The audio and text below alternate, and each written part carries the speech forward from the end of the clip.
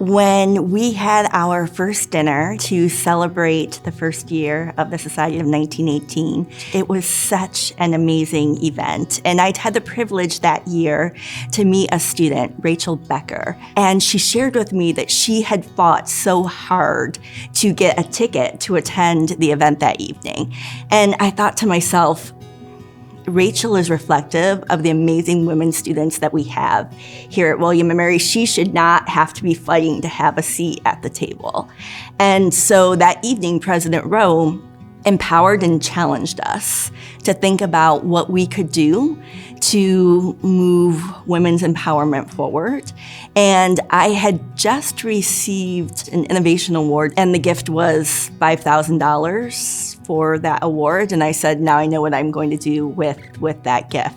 When Dawn told me she was going to sponsor my membership, I was so excited. I just started crying. It was this moment of, I belong here. That one dinner changed my relationship with William & Mary. It has given me a direct connection to a place that I love so dearly.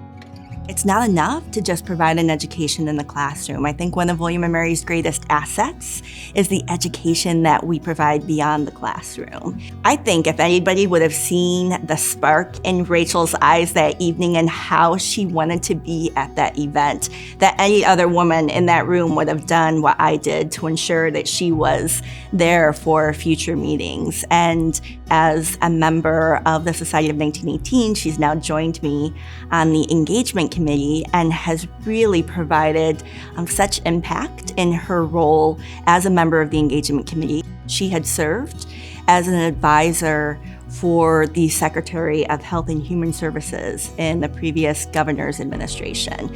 And she brought that knowledge, shared that knowledge with us, shared that network with us to help us to coordinate a women's health panel, which was undoubtedly one of the most successful programs that the Society of 1918 has hosted to date. One of our slogans, so to speak, is grow, gather, give. And so everything that the Society of 1918 does is tangible. You get to be part of something bigger than yourself.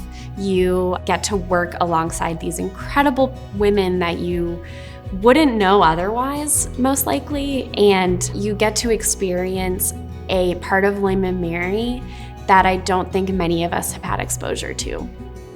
The impact that we have had as an organization is not just limited to our lives or our connections to William & Mary. So the hope is that we provide programming, that we provide opportunities that allow us to grow and flourish as women, and that we continue to invest in those opportunities. And I think it's important for us to be reminded of what other women are experiencing, what other women need, and how we can lift one another up. And this has been a really special organization that's allowed me to be a part of that.